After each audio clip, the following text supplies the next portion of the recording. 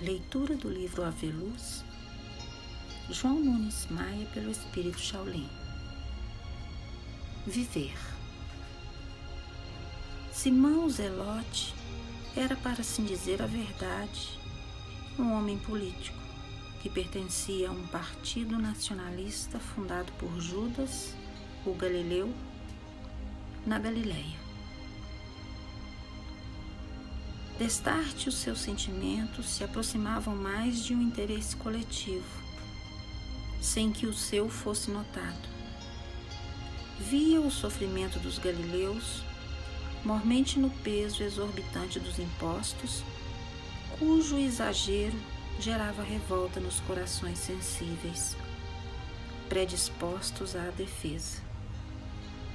O partido da situação, vendo nesse movimento um perigo para sua estabilidade, forjou às escondidas um contra-ataque, exterminando o general das ideias, que era Judas, o Galileu.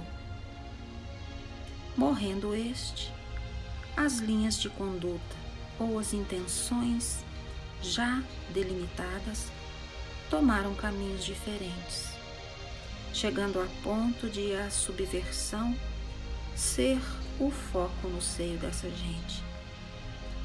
Eis porque Simão Cananeu começou a se desinteressar por esse movimento que antes lhe tocava o coração. Simão era conhecedor de muitas leis, cujos alicerces asseguravam as vidas em muitas nações. Frequentava as sinagogas sem compromissos e, quando podia, estava presente no sinédrio para ficar a par de todo o movimento dos sacerdotes político-religiosos. Nesse transe de indecisão por que passavam seus ideais, ouvira falar no Cristo. No primeiro momento sentiu um impulso negativo, dizendo: esse aí, que nem força política tem, certamente vai ser eliminado pelos poderes de César, como foi Judas. E considerou: morrendo o chefe, desfazem-se as ideias. Considerando Jesus um simples judeu, da mesma linha de muitos revoltados pela situação do país. Mais algumas semanas e ouviu falar novamente do Mestre. A curiosidade fê-lo inteirar-se da sua doutrina, que sentiu suplantar todas as outras já conhecidas por ele. Era um homem inteligente que sabia medir conceitos e analisar fatos. Simão era consciente de que sua missão era de defesa dos fracos, dos oprimidos. Era defender a vida dos que sofriam. Mas antes, precisaria compreender o que significava viver. E para viver, pois pretendia entregar sua própria vida em favor dessa ideia, se não fosse realmente uma loucura.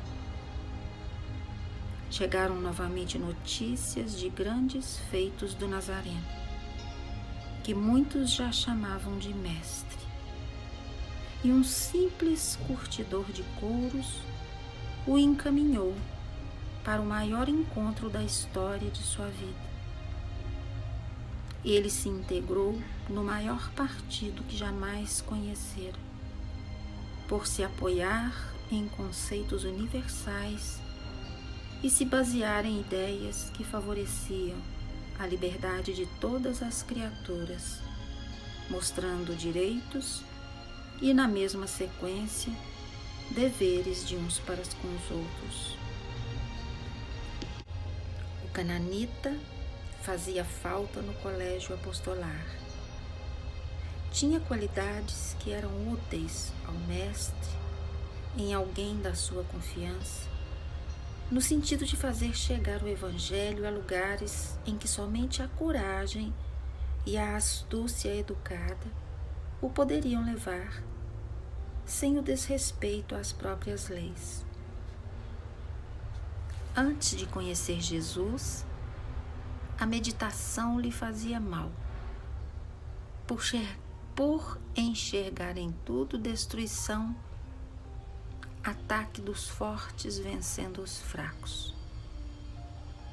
Tudo lhe causava uma imensa revolta, impacientando-o ainda mais com relação aos seus objetivos. Mas enfim encontrou o que queria, e o seu coração pulsou pelo ideal. Era acostumado com muitas filosofias, mesmo espiritualistas, mas não vira em nenhuma delas o que sentia na do Mestre, pela sua clareza e sinceridade, pelo desprendimento e pelo amor às criaturas, sem exceção. Tinha um pequeno receio que o assustava, de que Roma pudesse investir contra aquele homem de Deus. Diante da águia que dominara quase o mundo inteiro, o que seria daquele simples profeta? Depois vinha à sua mente: ele fala muito de Deus, está com ele e confia demais nesse poder do céu. A história nos dá muito testemunho disso. É bom que creiamos também. E assim, Simão se integrou definitivamente ao apostolado, de corpo e alma. O seu objetivo não era dar a vida, se preciso, para a liberdade de um povo. Poderia dar-la agora, com maior alegria, para ajudar a felicidade a atingir a humanidade. Seria a maior glória para o seu coração. Essas são algumas linhas da história desse discípulo grandioso e pouco conhecido. Vamos encontrar Simão, o cananita, sentado junto a André no casarão dos pescadores em Betsaida, onde o Cristo era a atração principal. André fez a oração da noite em um impulso fervoroso de fé. Simão, procurando na mente o que fazer diante de seus problemas, deparou-se com 2 olhos que o espreitavam, como a lhe dizer: fala, meu filho, pede o que aprouver o teu coração. O cananita levantou-se do tosco banco que lhe servia de assento e falou: Mestre, Senhor, a quem pensa como eu, compete saber de certas coisas que, por vezes, param o nosso raciocínio ou fazem com que ele se demore mais analisando. Às vezes, tomamos uma defesa sem saber ao certo o que estamos defendendo. Eu me sinto no dever de defender a vida, seja qual for, mas ainda não entendo o que é viver e para que estamos vivendo. Por Deus, dá-nos essa definição. Eu sou o mais necessitado de ouvir a tua fala a esse respeito. Jesus pensou alguns instantes na pergunta do discípulo e respondeu: Simão, a vida na sua profundidade é muito engenhosa para que mereça uma definição repentina. Toda definição de vida nós transferimos para Deus como sendo Ele a vida. Deus é vida, e tudo o que presenciamos na criação, mesmo o que consideramos coisa morta, na verdade está em plena vida, porque o Senhor de todo o universo está em tudo e tudo vive com ele. Nós nos enganamos muito pensando e falando que a vida somente existe onde se manifesta instinto ou inteligência, pois ela vibra em tudo e está permanentemente onde foi criada. Querer saber sobre a vida na sua maior expressão é querer conhecer a Deus na sua essência genealógica. É uma impossibilidade que se envereda nos mistérios mais obscuros da vida. Contudo, meu filho, não devemos parar de procurar aprender. O aprendizado é infinito e o nosso, ou um dos nossos deveres, é trabalhar ativamente para aprender mais do que sabemos. Nunca o Pai Todo-Poderoso nos fecha as portas do saber, desde que esse saber se compare com a nossa estatura espiritual. Nas linhas do nosso entendimento, o que pode saber é que a vida é movimento. Tudo se move, vive. Nada está na inércia. E se queres viver mais intensamente, movimenta-te mais, desde que esse movimento obedeça aos regimes que as leis nos propõem. Sentir a vida, Simão, é um princípio de reconhecer Deus como o único doador universal da existência. Já pensaste em uma das menores formigas que existe, quase não alcançada por nossa vista? Pois ela sabe o que fazer e cumpre sempre o seu papel, nunca parando de trabalhar em benefício dela e das outras, que também fazem o mesmo. Isso é vida, isso é viver. Por enquanto, é bom que não cogitemos sobre isso. Mas existem outras vidas trabalhando por toda parte, muito mais, muito menores que a menor formiga, quase invisíveis. Mesmo invisíveis por cima da terra, com grandes objetivos. Se o teu maior interesse é lutar pela vida e pelas vidas, é bom e justo que não esqueças que somente quem dá a vida é Deus. E se Ele é a verdade, não precisa de certo modo das nossas preocupações para que viva. Temos sim um campo enorme de trabalho, mas não em criar, em tão pouco em ter medo de que essas vidas possam vir a perecer.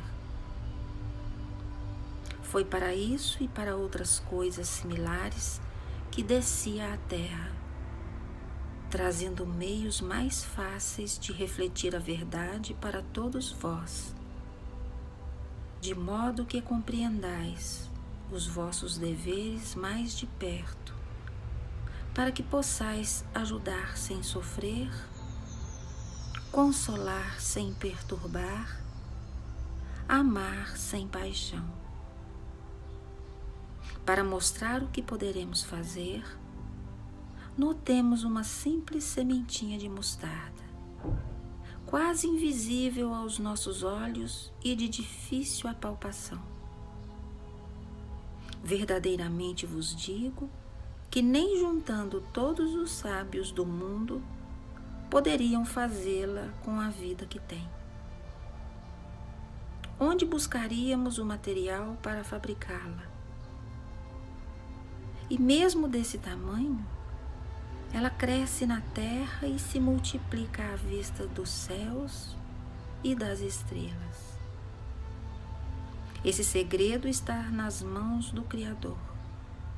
e nós vamos avançando para Ele gradativamente. Já pensaste que quando erais crianças sabíeis muito menos que agora? Pois de agora em diante podereis aprender mais, num aprendizado que tem os caminhos do infinito, esticando até Deus. Esse é um assunto que nos agrada, principalmente quando agrada a todos os que nos ouvem. O silêncio se fez. Todos meditavam profundamente no que ouviram do Divino Mestre. O Cristo continuou pensativo, mas depois falou com sabedoria. Simão, se a vida na verdade precisasse da nossa defesa para prosseguir, ela já não existiria desde a sua criação. Nem Deus seria Deus. Já meditaste, meu filho, no que podes fazer por ti mesmo? Já procurastes estudar o que tens feito até hoje pela tua própria defesa? Se ainda estás em dúvida sobre quase tudo, por que se apresentar como defensor de uma coisa que ainda não entendes? Defender o quê? Se não tens consciência de um simples buraco em que resvalas o pé. Queres proteger a vida dos outros, quando a tua, por vezes, está ameaçada por inúmeras irreverências que a tua mente engendra por não saberes o certo para ti mesmo? Se fores à guerra, tens o general que comanda, porque não sabes o que fazer. Pois bem, o nosso general maior é Deus, Criador de todas as coisas, pois Ele que nos dirige em todos os pormenores. E é Ele mesmo que sabe preservar a vida que criou. Nós outros somos seus filhos, carecendo do seu amparo para continuar a viver. Ainda somos inconscientes na arte de criar. Aqueles mais velhos, que os milênios despertaram para o amor, esses servem de instrumentos nas mãos da sabedoria espiritual, para ajudar aos da retaguarda a aprenderem a andar para servir, a servir para melhorar e para melhorar acordando em si todos os dons da vida, para que Deus, essa força universal, se faça explodir por dentro das criaturas e elas possam entender os princípios da vida, mesmo que não possam ou não saibam dar explicações sobre o que é viver. Eis que estamos todos juntos por vontade de Deus. E é de nosso dever saber viver bem, compreendendo os ensinamentos da Boa Nova do Reino, da qual nos fizemos portadores para a Terra. Ela constitui semente de valor maior, competindo a nós semear e dar assistência nos moldes da natureza, porque seu nascimento, crescimento e frutos pertencem àquele que criou a própria vida universal, Deus. Viver, Simão, é amar, pois o Senhor nos fez por amor. Finalizando, abençoou a todos, desejando muita paz. Simão, meditativo, saiu da sala trocando as pernas, como se houvesse tomado um vinho muito forte. Mas por dentro estava aprumado, procurando guardar tudo o que ouviu no baú da consciência. Que Jesus nos abençoe.